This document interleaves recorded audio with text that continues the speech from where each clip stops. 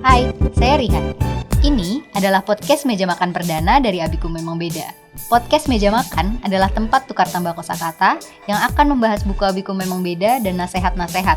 Karena makan adalah rezeki tertinggi yang diberikan Allah kepada manusia, maka kita perlu menyantapnya dengan berbahagia dan bersama teman makan. Terus Pak, kalau tadi kan saya tanya ke Pak Yusuf, katanya anak-anak Pak Yusuf tidak baca nih.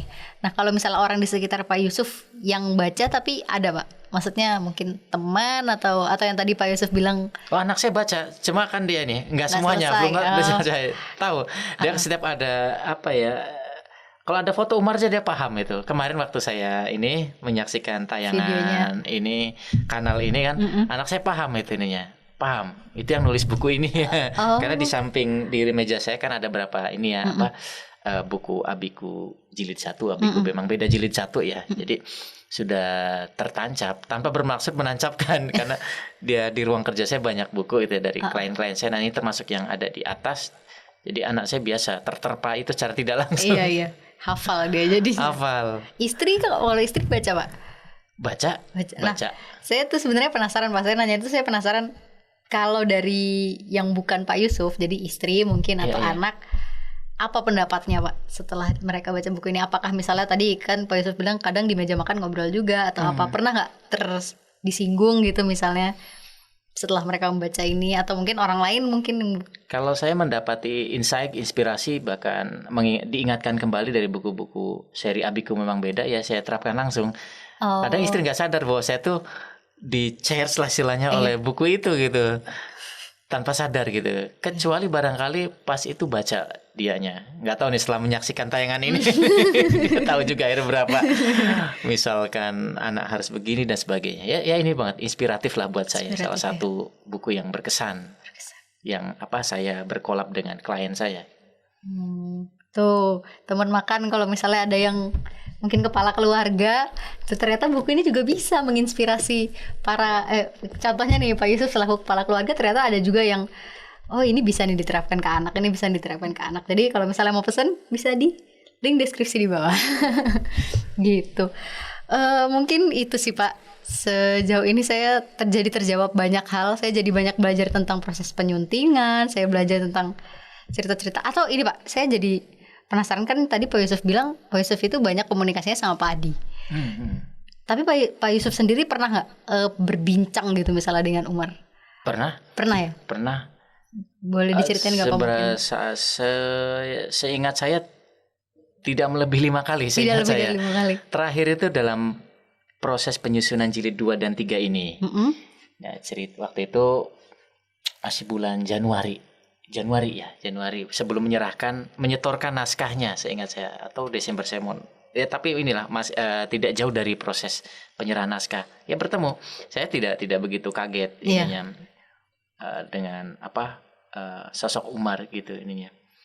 Ketemu ya saya pikir nanti dengan melihat tayangan-tayangan di kanal ini pemirsa akan bisa melihat Umar pantas atau masih perlu ditanya lagi, diragukan bahwa dia melahirkan karya ini. Apakah memang ada orang di balik itu, para ghostwriter, termasuk editornya, ataukah dia memang punya potensi ya, punya talent gitu. Kalau yang tadi di ini Pak, jadinya kalau yang editor di luar itu mereka langsung 3 jilid ini Pak, atau baru 1? Jilid 1 ini dulu. Iya, soal itu nanti barangkali Pak Adi lebih paham. Sementara yang jilid 1, karena jilid 1 ini sangat relevan lah dengan jiran itu. Jilid 2 di 3 nanti saya bincang dengan Pak Adi tentang kemungkinan, karena barangkali di sana lebih ini juga ya, lebih perlu ada penyesuaian. Kalau jilid 1 sangat pas. Pas. Penilaian editor di sana juga sama gitu ya, sangat pas. Saya juga ngerasa, saya selaku bagian penjualan ya Pak ya, saya bagian marketing ini, saya ngerasa kunci banget ini jilid 1 ini benar-benar, Masya Allah. Saya bahkan kemarin itu saya sempat ngobrol sama teman saya, terus ya saya lihat teman saya ini mulai bingung gitu, misalnya dia kayak, ini aku lulus kuliah ngapain nih, aku ini ngapain nih. Nah terus saya tuh bener yang langsung saya kepikiran, kayak kamu perlu deh baca ini gitu. Alhamdulillahnya dia mau baca, dan alhamdulillah dia mulai, iya ya aku harus gini gitu. Gitu sih. Ya jilid 1 juga ada kejadian-kejadian lucu juga selain yang saya sebutkan gitu. Nah, betul, Pak. Buat saya itu. Jadi kadangkala ada orang itu ya merekomendasikan atau bertanya ini, Pak ada buku bagus nih. Biasa kan lah, karena tahu saya kolektor buku juga. Iya. Maksudnya suka beli buku buat dikumpulin, kadang dibacanya kapan nggak apa-apa, nanti beli dulu. Tapi saya baca, tenang aja. Nah, dengan santainya, dengan gue saya tak berdosanya menanyakan itu, menginfokan ke saya gitu ininya. Ada buku bagus, rupanya dia nggak ngelihat bahwa di balik itu ada nama saya. Ada buku ini, atau ini saya mau jual buku ini, menawarkan ke saya seakan-akan gitu. Buku ini, Pak. Iya. Gitu. Itu lucu, Pak, itu lucu. Termasuk sebelum berangkat ke sini ada seorang mama muda itu, lewat istri sih, tapi saya juga ternyata istri saya juga dikirim, saya juga sama dikirim tadi malam saya ingat tuh, karena saya bukanya pagi gitu ininya, menginformasikan 3 jilid ini seharga sekian, 1 set itu ininya. Itu lucu. Penyuntingnya sini ada nih, penyunting Pak Yusuf Maulana. Oh iya Pak. Pak Yusuf tadi kan Pak Yusuf sempat ada menyinggung tentang buku ini tuh dia itu mematahkan, bisa dibilang mematahkan, padahal IKP mengatakan data dari IKP bilang begini, tapi ternyata buku ini bisa survive di tengah kondisi yang orang banyak yang bilang 2020 itu tahun yang wah gitu, tahun yang berbeda dari tahun-tahun sebelumnya, tahun yang orang perlu push segalanya lebih keras gitu. Nah, kalau menurut Pak Yusuf sendiri, kenapa itu bisa terjadi, Pak? Kenapa bisa buku ini survive gitu di tengah kondisi yang ya dia mematahkan stigma yang terjadi lah gitu? Kenapa, Pak? Menurut Pak Yusuf? Kalau menurut saya sih, mungkin menurut saya itu isinya ya. Iya, tapi mungkin dari sisi editor sendiri. Saya melihat satu kata saja jawabannya, berkah gitu ini. Berkah. Iya. Saya mendampingi banyak orang dengan motivasi beragam itu ya. Ada yang dia memang sudah punya riwayat bestseller gitu ininya. Ketika satu karyanya itu saya diminta untuk mengomandoi salah satu karya banyak, bahkan menjadi rencana magnum opusnya lah kira-kira, karya terbaik Fulan ini, seorang tokoh ternyata ya qadarullah nggak sukses kira-kira gitu ininya. Oh gitu, Pak. Ya, karena saya malah sudah tahu nggak akan sukses. Kenapa? Nawaitunya. Beliau mantap mengatakan buku ini pasti sukses. Terus banyak pengalaman saya simpulkan, saya kadang sudah tahu buku ini akan laris atau tidak gitu ini dari satu hal, Mbak Rihan. Apa tuh, Pak? Niat dan fokus si penulisnya gitu ininya. Kalau dia sudah memikirkan pecah konsentrasi, mendedikasikan karya terbaiknya dengan memikirkan ini harus punya popularitas tertentu misalnya gitu. Ini dia akan pecah gitu. Itu nanti berpengaruh ke kualitas juga. Nah, saya melihat karya ini kan udah jadi. Karya ini kan sudah sederhana. Saya katakan 98 halaman itu Word yang saya terima dari Umar itu bersama abinya, itu karya yang tidak ada pretensi, tidak ada waktu itu ya. Cita-cita yang tinggi-tinggi. Ya sahaja sesederhana ayah pengen menghadiahkan pada anaknya gitu ininya. Tapi saya melihat di sini ada energi ketulusan, ada upaya-upaya yang bagi saya pas lah, itu yang saya sebut keberkahannya dari mungkin doa orang tua pada anaknya sebelum bicara pembeli ya ininya. Transfer nilai yang pengen, ya bagi saya ini kayak sedekah ilmu buat banyak keluarga di Indonesia sih ininya. Nah, sesederhana itu saja, bahwa nanti Pak Adi dan timnya memang meng-create menjadi sesuatu yang oke. Itu juga sering saya dapati klien atau kenalan bikin tim juga yang kuat gitu, tapi ternyata juga mohon maaf biasa saja gitu ininya. Nah, berarti emang kadang-kala ada sesuatu yang kita ya mau diilmiahkan boleh lah, tidak diilmiahkan juga memang kadang-kala ini yang beyond itu nggak nampak gitu ininya. Kayak nah, saya faktor sebut X gitu, Pak ya. Dia ada kelihatan. Ya ini bagi saya itu ada kesungguhan, niat yang kuat. Nah, buku ini termasuk yang niatnya kuat. Dia tidak memikirkan bagaimana nantinya gitu. Nah, inilah yang saya dapati pada abiku memang beda gitu ya. Nah, saya berharap di jilid 2, jilid 3 itu sama resonansinya itu, getarannya akan ke banyak keluarga ya. Oh, tapi berarti itu juga menjadi tantangan tersendiri untuk penulis ya Pak ya, untuk menjaga menjaga tadi yang Bapak bilang, menjaga niat buku ini untuk tetap niatnya untuk kembali Iya, ke akhirnya juga kadang saya memainkan peranan untuk menjadi firewall tuh, istilahnya garis api dari para penulis itu agar Anda komit pada karya, menghadirkan, mendedikasikan karya terbaik gitu. Bahwa nanti ada fungsi bagaimana meluaskan cakupan, meningkatkan katakanlah eksemplar, itu urusan tim marketing saja gitu. aja. Ayo kita bagi perannya kira-kira begitu. Nah, di Abiku memang beda, ada tim yang sudah membagi sedemikian rupa, jadi ini sangat memudahkan sebetulnya. Nah, fungsi Umar kan fokus satu ya, menulis gitu, menulis. Benar-benar.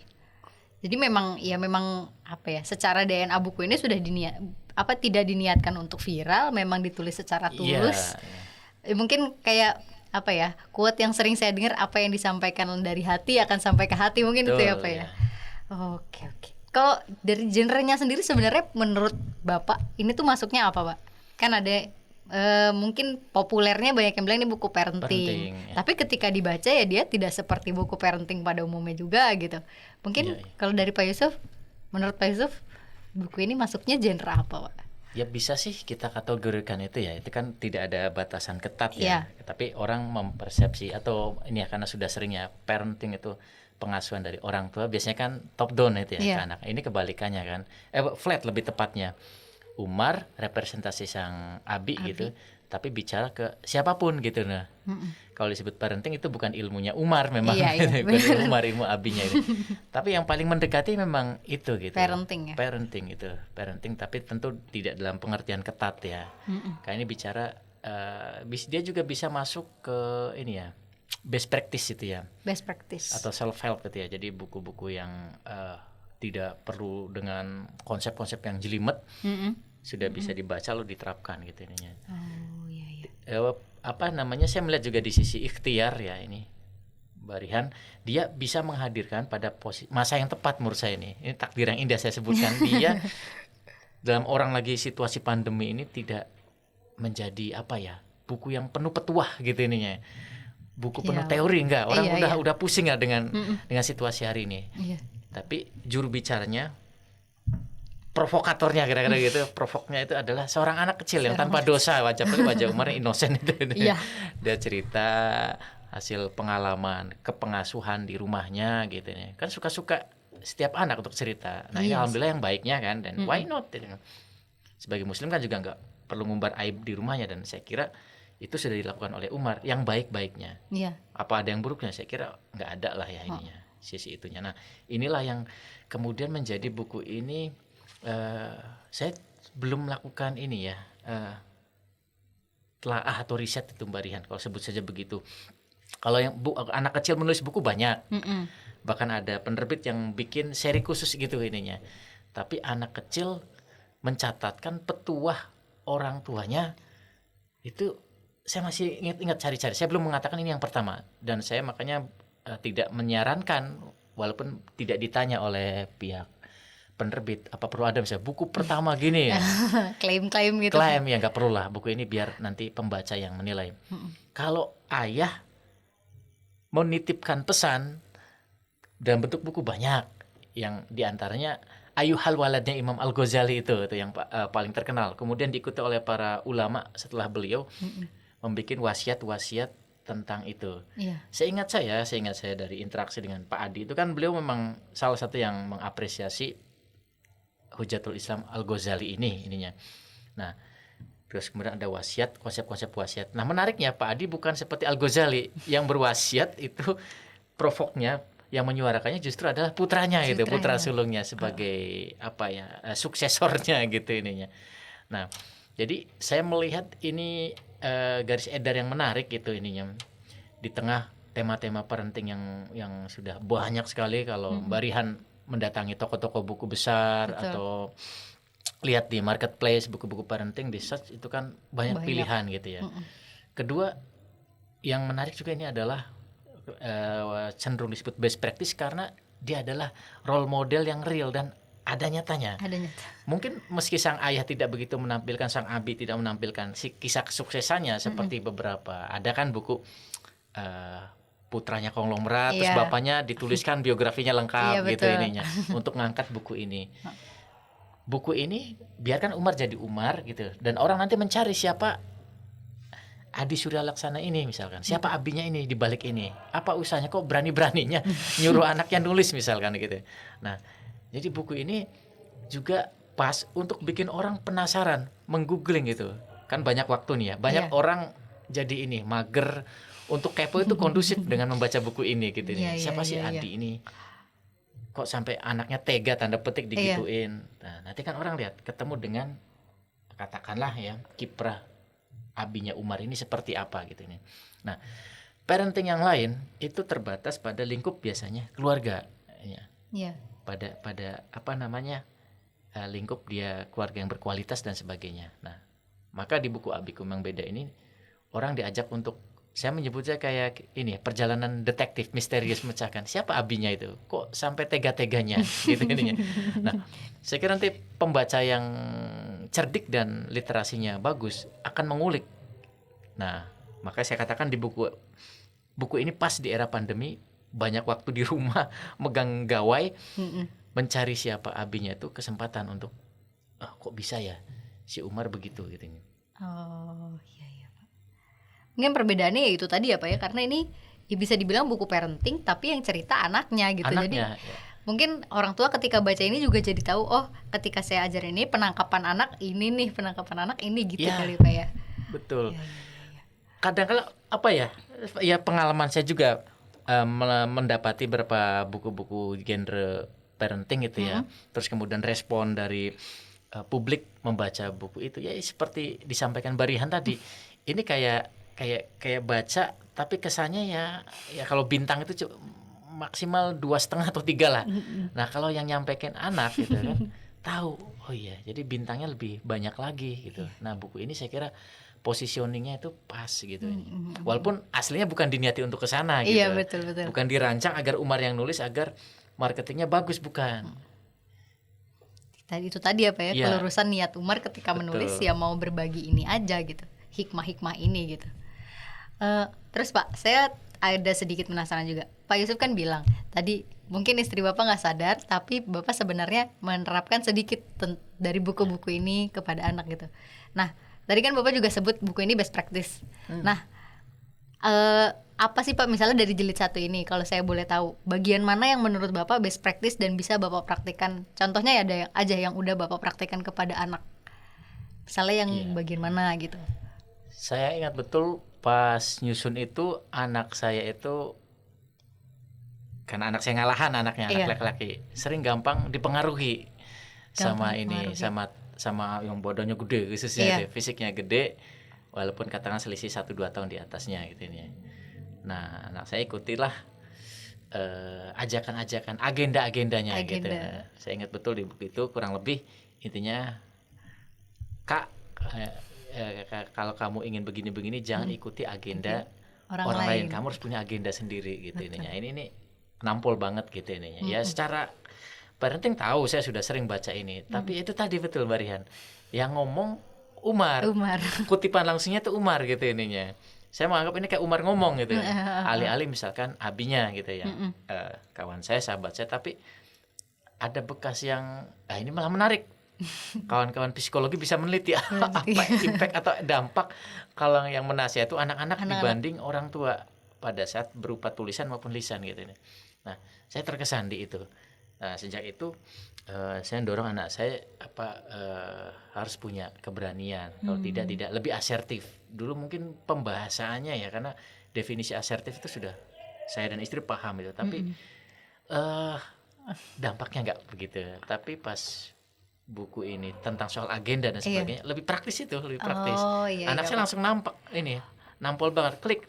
Setelah itu kalau diajak, kalau tidak, bahkan bisa sambil marah itu, saya nggak mau dan sebagainya. Itu paling tidak pengalaman saya.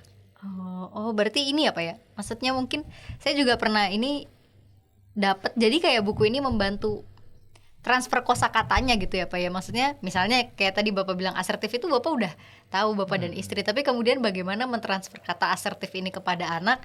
Nah, berarti buku ini juga ada sisi-sisi membantu itunya gitu, membantu. Itu. Oh, untuk menyampaikan ini saya bisa dari bahasa ini, dari bahasa sudut ini. pandangnya anak kan, sudut pandangnya. Kembali Sama ke yang seperti tadi. ada yang berkesan juga tentang ini. Kayak istri saya sebelum pandemi pun suka berkebun gitu ya, berkebun. Mirip dengan ini uminya Umar itu Umi berkebun. Umar. Tapi kalau istri saya tidak begitu konsisten karena sambil mengasuh masih kecil-kecil. Cuma ada satu yang menarik itu ininya. Persis di buku ini juga tentang pemanfaatan lahan itu ininya. Wah, itu bagi saya bisa menjadi satu gerakan sendiri itu apa yang dituliskan di buku itu tentang memanfaatkan lahan-lahan. Betapapun memang di situ belum disebutkan aspek yang lebih luas ya. Misalkan kalau lahannya segini aja banyak yang dimanfaatkan akan begini-gini dan sebagainya. Tapi nggak apa-apa itu. Itu sudah menampar kita semua. Yang ini apa ya? Yang kalau nggak salah kata Umar, kalau semua orang mau menanam, ya itu ya, semua orang mau menanam, maka insya Allah kebutuhan makanan tercukupi yang itu tuh ya apa ya? Oh iya, ya itu juga. Saya ketika baca itu juga, wah iya bener juga ini ya. Coba aja orang semua mau nanam, ya udah makan tanamannya dia, itu bisa tercukupi. Bukan hanya pohon-pohon yang nirfaedah. Ya ada sih manfaatnya, insya Allah nggak ada yang sia-sia ya. Mungkin Pak ya. Iya, cuma bisa dirasakan lah. Kalau ini Pak, saya juga ngena di bab 1 sebenarnya Pak. Bab 1 kan bilang jagalah Allah itu. Oh iya. Jadi saya kan usia-usia ini apa ya? Saya usia-usia akan menikah lah Pak gitu. Iya. Nah terus saya pernah bertanya-tanya dan saya tanya sama ibu saya, Bu gimana ya Bu cara ngajarin anak tentang tauhid gitu. Karena itu suatu konsep yang menurut saya abstrak tapi anak harus tertanam dengan baik gitu. Nah kalau dari Pak Yusuf sendiri selaku yang sudah jadi orang tua nih Pak, saya kan belum. Jilid 1 ini bab 1 ini membantu nggak Pak? Atau ini konsep bab 1 ini sudah banyak misalnya orang menuliskan tentang ini. Nah kalau dari saya sendiri, saya kan juga menerima pembelajaran tauhid itu dari orang tua gitu. Tapi ya itu saya kadang masih bertanya-tanya tentang ini. Maksudnya saya tanya ke ibu, ya ibu kadang juga bingung jawabnya gimana. Tapi begitu saya baca jilid 1 ini, oh ternyata itu bisa dijelaskan dengan konsep yang sederhana tapi tertangkap bahwa jagalah Allah gitu. Nah kalau dari Pak Yusuf sendiri Pak, apakah Bapak menerapkan ke anak mungkin atau bagaimana konsep jilid 1 ini? Bab 1. Ya bab 1 jilid 1 ini saya lihat memang tidak signifikan berbedanya dengan di keluarga-keluarga yang lain. Cuma di buku ini kita bisa dapati kualitas pertemuan ayah dan anak laki-lakinya. Ini iya, Pak. Barangkali yang poin pentingnya sehingga bisa direplikasi lah kalau boleh bisa dibilang gitu di keluarga-keluarga yang lain. Karena kan penanaman tauhid itu cenderung normatif ya. Nah, bagaimana menyajikan secara pas, alih-alih dia sebagai sebuah doktrin yang kaku. Nah, Betul, Pak. jilid 1 bab 1 ini bisa jadi satu sampel bagaimana misalkan sambil AB-nya nyetir, sambil maraton, sambil bisa dengan mengaitkan dengan lingkungan sekitar gitu ininya. Hal-hal yang bagaimana menghadirkan kualitas kedekatan itu. Kalau saya bab 1 itu poin pentingnya di sana gitu nih. Kontennya semua sama, apalagi kita misalkan yang muslim tauhid tidak ada yang perbedaan gitu. Betul. Tapi bagaimana menghadirkan ini barangkali sisi yang baru yang berbedanya. Barulah paling tidak atau diingatkan kembali. Ada pilihan lain misalkan. Jadi di intensitas itu ya Pak ya, di frekuensi di caranya. Pesannya sama saya kira. Pesannya sama. Penanaman bagaimana mencintai Allah sama. Bagaimana? Tapi di buku ini kita diberikan pembanding lah. Sandingan yang dari keluarga seorang Pak Adi ini kepada anaknya yang namanya Umar, begini caranya penanaman tauhid itu. Oke Pak. Kemudian saya juga penasaran di cerita Umar tentang dia dimiskinkan Pak. Untuk saya yang belum kembali lagi tadi saya belum menjadi orang tua, cerita tentang dimiskinkan ini adalah cerita yang ini ini benar, ini penting untuk diajarkan gitu kepada anak. Tapi kembali lagi kalau saya jadi orang tua, kalau bahasa saya tega nggak ya untuk giniin anak saya gitu. Nah kalau dari sisi Pak Yusuf lagi selaku editor, selaku penulis penyuntingnya, selaku orang tua juga, cerita tentang itu tuh menurut Pak Yusuf gimana Pak? Yang saya kebayang waktu menyunting itu, ini Abi tega banget ini. Abi jawaban itu ya, tega banget ini. Tapi akhirnya saya juga paham itu bagian dari konstruksi memang ya itu abinya beda gitu. Nanti kan ujungnya Umar itu endingnya ya itulah abiku yang beda gitu. Iya. Bagian dari pengkaderannya. Saya kira malah terpikir begini Mbak Rihan, ini kalau yang tanda petik remeh-remeh kisah-kisahnya Iya. aja. Ini kan buku ini dibangun dari anatomi pesan ya, satu Iya. pesan, yang kedua itu kisah ini ya, kisah yang dilakoni Keseharian. oleh ayah dan abi dan Umar. anaknya ini Umar ini. Yang ketiga teks, dia bisa berupa bacaan, pengalaman orang bertamu dengan siapapun dan Iya. seterusnya itu. Iya betul. Nah ini kalau yang kayak gini nih, yang Umar, kisah-kisah Umar langsung itu sebetulnya dicupliki satu. Saya kepikir begitu waktu itu, kisah-kisah Umar menderita gitu gitu. Dan 7 jilid itu nanti asik itu, sehingga orang paham itu Umar itu jadi kayak gini nih nggak tiba-tiba gitu ya. Saya kepikir, saya waktu nyusun juga apakah ini perlu di box dan sebagainya, dibuat inilah beda gitu ya. Tapi nantinya ada sesuatu yang apa ya, jatuhnya orang menikmati kisahnya gitu loh, padahal dia bukan bagian dari yang mau dipresentasikan dalam buku itu. Oh. Jadi iya, biarkan Pak. saja. Jadi itu apa ya? Ya kisah pendukung aja ya Pak ya, tapi Iya. jangan menjadi highlight Bukan untuk utama. bukan highlight, bukan untuk orang jatuh pada, kan ada ya Mbak Rian, orang baca itu ngambil sisi-sisi yang kayak gitu, yang Iya, ringan-ringannya. Iya betul Pak. Ringan-ringan. Takutnya nanti pas baca itunya, pembaca akan mengesankan Umar itu begini-begini dan sebagainya. Oh, kejem banget abinya, oh, pantas begitu. Oh, nah, iya. ada logika yang terputus gitu ininya. Oh. Jadi biarkan. Jadi akhirnya buku ini di konsep memang untuk dibaca mengalir terus, runut gitu Iya. ya. Memang ya apa ya? Malah tersampaikannya salah ya Pak ya, kalau cerita-cerita Iya, itu betul. malah nanti orang nangkepnya, oh anaknya diginiin bisa jadi Digituin. ini nih. Oh iya ya. Dan jadi saya malah nangkep juga, kan tadi Bapak bilang tuh ada orang yang dia cuma mau baca cuplik-cuplik aja. Berarti apa ya Pak ya? Alhamdulillah Pak Adi yang diajak menyunting tuh Pak Yusuf, karena memang yang di highlight sama Pak Yusuf ini, misalnya ada orang yang cuma mau baca sekilas-sekilas, oh ini tersampaikan nih poinnya, tersampaikan nih, kayak misalnya mana ya, yang ini ada satu halaman. iya. Satu halaman yang ini Pak di highlight gini. Di zoom in ya. Iya, istilahnya. di zoom in gini. Nah, ketika orang baca bagian sininya aja, pertama pesan itu tertangkap, kedua mungkin dia akan penasaran untuk oh kenapa nih sini dia mau Iya. baca ke sini gitu. Ya Pak, saya jadi nangkep ternyata penyusunan buku itu seperti itu ya. Ya, nadanya harus kita tahu itu kapan ditinggikan, Iya ya, kapan Pak. diturunkan, dan kita pikirkan banyak gitu loh. Termasuk banyak sekali para pemburu quote. Pemberkuat betul. Quote itu, Betul, itu Pak. dikutip, dikumpulkan. Nah, yang saya belum tahu apakah tiba-tiba quote itu aslinya dari Umar tapi Iya. diganti jadi fulan atau fulan. Nah, itu Oh. berbekal itu. Tapi nggak apa-apa. Saya kira Iya. itu jariah buat Umar juga. Gitu.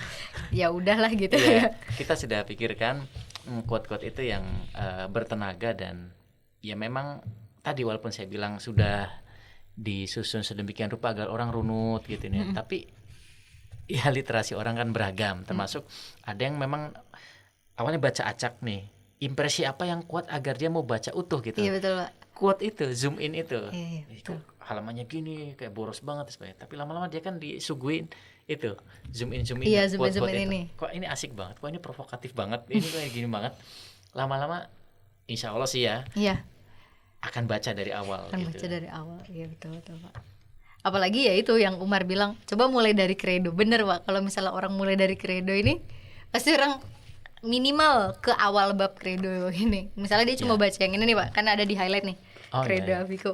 Ketika dia baca ini, minimal dia mau deh mulai dari bab ini, kalau persepsi saya ya. Iya.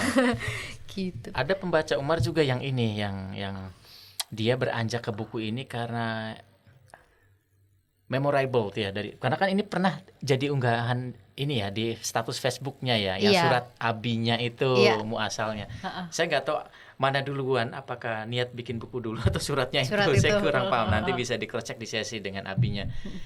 Yang jelas ada banyak kenalan saya yang mencari buku ini karena sebelumnya terpantik dengan status yang panjang banget yang ditampilkan di buku ini itu ya, surat Iya. Umar di hari milad abinya gitu Iya. ininya. Kalau nggak salah di Mukadimah ya Pak? Di Mukadimah. Mukadimah ya? Iya. Iya. Nah itu Ini. yang dikasih garis tepi. Ini, iya. Abiku memang beda, selamat ulang tahun abiku yang memang beda. Oh, ini sebenarnya kan saya bukan pengguna Facebook ya Pak. Saya pun sebenarnya baru tahu kalau ternyata sempat ada tulisan ini viral gitu. Iya, banyaknya ini. Saya pun kalau saya naskah dulu, baru kemudian dari statusnya Umar. Iya. Saya baru berteman Umar kan belakangan. Iya. Setelah jadi klien saya gitu.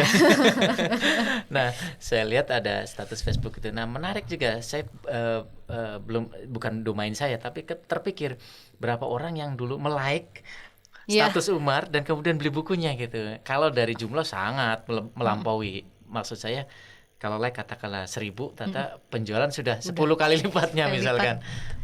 Artinya ada impact dari status itu. Dulu banyak yang terkesan. Istri saya pun mengenal Umar dan abinya itu sebelum saya cerita kami sudah berteman misalnya. Itu dari status ini karena dibagikan di beberapa forum itu ya. Bahwa ada anak kecil yang dididik begini. Orang kita itu kan suka yang ini ya, yang tanda petik aneh-aneh gitu ya.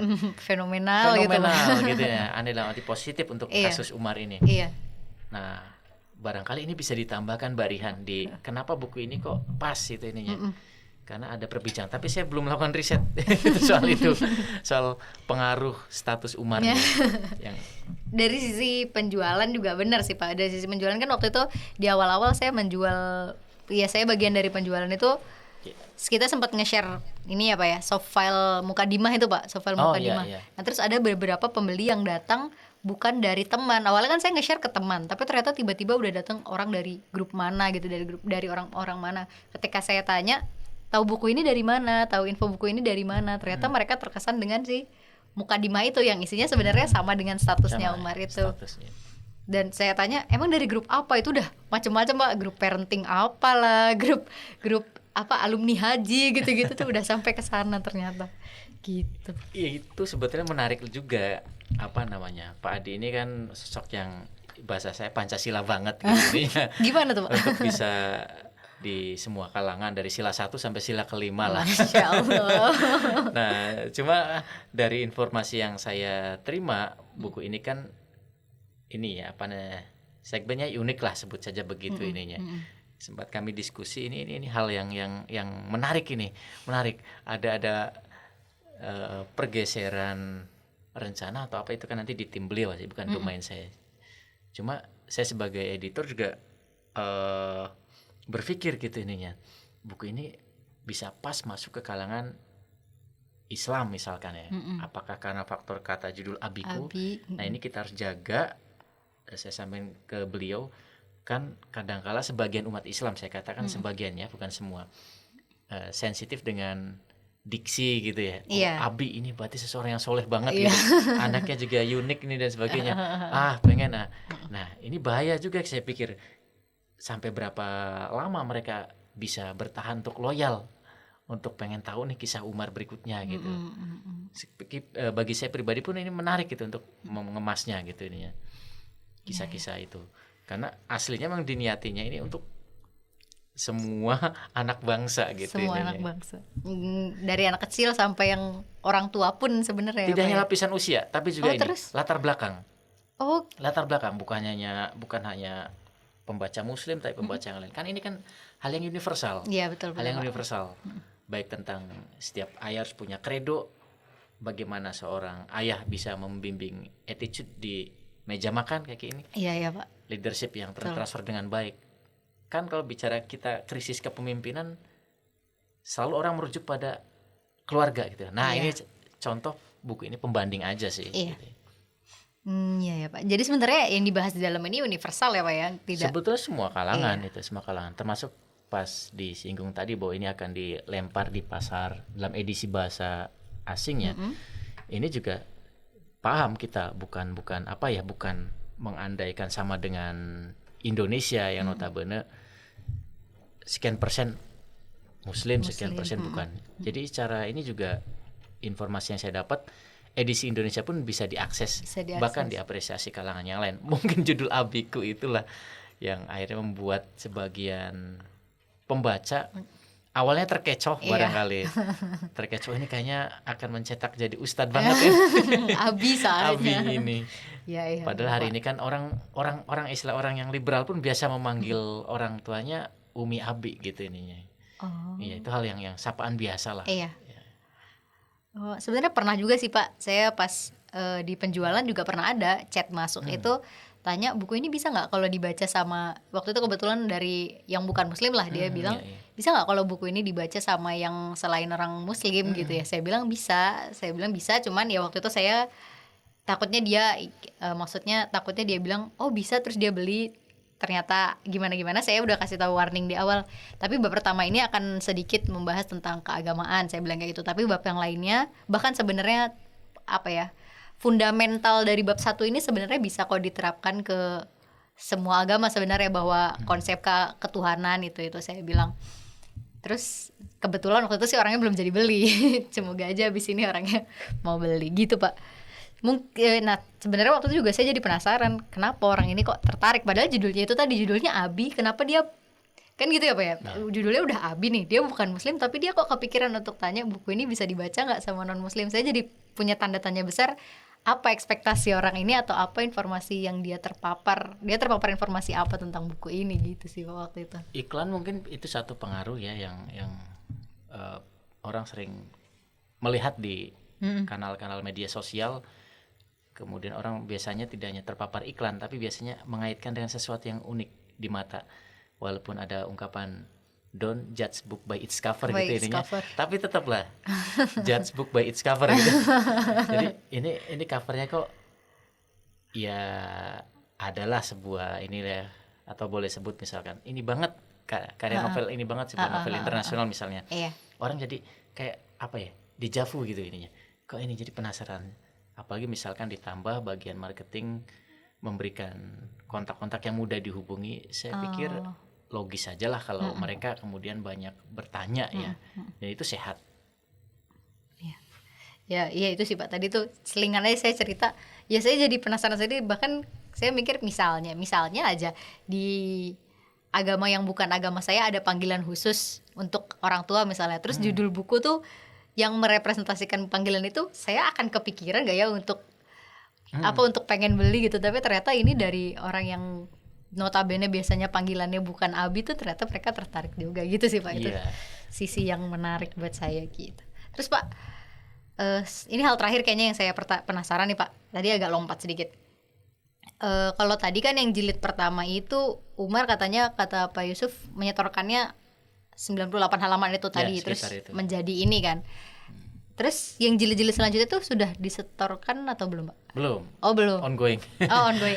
Dan masuk yang jilid 2, jilid 3 itu kan disusun pas dia sudah di pondok. Gitu ya. Konsepnya sudah ada. Kalau konsep sih sudah selesai. Itu kan antara Pak Adi sama Umar ya. Iya. Sudah ada mau apa aja dan sebagainya. Itu sudah ada. Tapi misalnya tulisannya wujud fisik yang bisa kita saksikan sambil jalan. Nah secara teknis tuh Pak Yusuf apakah menerapkan deadline? Biasanya kan editor ada gitu tuh Pak. Kayak kalau saya baca di komik tuh editor tuh ada, ada deadline gitu. Oh ada. Ada. Biasanya dalam hal ini Pak Adi sebagai ini ya, sebagai apa istilahnya, penghubung. Misalkan Februari kita sudah ini harus terbit tanggal berapa, terus koordinasi dengan saya, kita menghitung mundur timelinenya itu. Berarti kalau misalkan sebut saja tanggal 15 Februari misalkan, maka sekira perlu waktu 2 hari untuk kemas-kemas untuk para pemesan, berarti sampai 2 pekan ke belakang kita hitung untuk cetak misalkan 10-12. Berarti deadline tinggal dikurangi seminggu atau 10 hari untuk pengerjaan pracetak gitu ini ya. Untuk yang jilid 2 dan jilid 3 ini relatif lebih ini ya, angka-angkanya mudah gitu. Tanggal-tanggal bisa kita taati. Meskipun waktu yang jilid 2 jilid 3 ini ada kemunduran karena teknis dari ini Umarnya, tapi relatif bisa ini. Semua berikutnya prosesnya mengikuti timeline. Nah Umar disiplin tuh Pak dengan deadline itu Pak. Bisa dia di-push maksudnya. Misalnya kan Abinya tadi dalam hal ini, saya gitu. tidak terlibat langsung. Biasanya memang saya langsung dengan klien saya, dan biasanya saya dikenal memang ini kejam soal itu gitu ininya. Oh gitu Pak. Ya biasanya orang Indonesia itu kalau tidak diperlakukan apa ya istilahnya keras, mereka akan apa namanya santai gitu ininya. Apalagi dengan apa manajemen the power of kepepet gitu. Iya Pak. Itu barangkali ini mereka santai menunggu deadline. Jadi saya selalu mengingatkan tempo waktu itu ini. Nah dalam hal ini pihak keluarga sangat membantu kami di tim pracetak agar deadline terjaga. Saya kira dengan adanya model apa ya macam pre-order dan sebagainya itu mampu membuat Umar tersadar. Apalagi Umar tuh ngerti uang ya dalam arti soal bisnis itu. Iya. Dia akan paham betul itu. Oh iya Pak. Iya. Terus apa lagi? Itu sih Pak, saya sebenarnya udah terjawab sebenarnya semua pertanyaan saya. Mungkin teman-teman ada yang mau titip pertanyaan? Gak ada, oke. Mungkin itu dulu Pak. Pak Yusuf, terima kasih banyak. Saya beneran hari ini saya jadi tahu dunia produksi itu ternyata sejauh itu. Saya kira tuh, saya sebenarnya kan kadang baca komik ya Pak ya. Saya kadang baca komik. Terus ada satu komik yang menceritakan tentang editing komik gitu. Nah di situ saya lihat editor itu kayaknya saya nggak tahu kalau ternyata sejauh itu, bahkan sampai komposisi, sampai apa itu semuanya ternyata terlibat ya. Gitu. Jadi gitu teman-teman, bahkan komposisi dan kenyamanan teman-teman untuk membaca buku ini tuh dipikirkan. Jadi supaya nyaman, supaya enak bacanya. Dan saya selaku pembaca yang sudah merasakan experience-nya bener kuat untuk baca buku ini, bahkan sekali duduk tuh berapa halaman sendiri gitu. Padahal saya bukan seorang pembaca yang seperti Pak Yusuf gitu. Itu Pak, terima kasih banyak sudah mau ngobrol dengan saya siang ini. Ya, makasih juga. Salam kenal Pak, mungkin salam kenal. Alhamdulillah saya bisa berkenalan dengan seorang penulis tersohor ini kalau saya bisa bilang. Gitu, sekian. Terima kasih teman makan juga udah nonton obrolan kita siang hari ini. Jangan lupa makan bergizi dan bersama keluarga. Dadah. Hai teman makan. Untuk pemesanan buku Abiku Memang Beda, bisa buka di web official abikumemangBeda.com atau klik link pemesanan di bawah ini. Jangan lupa subscribe, like, komen, dan share video ini ya.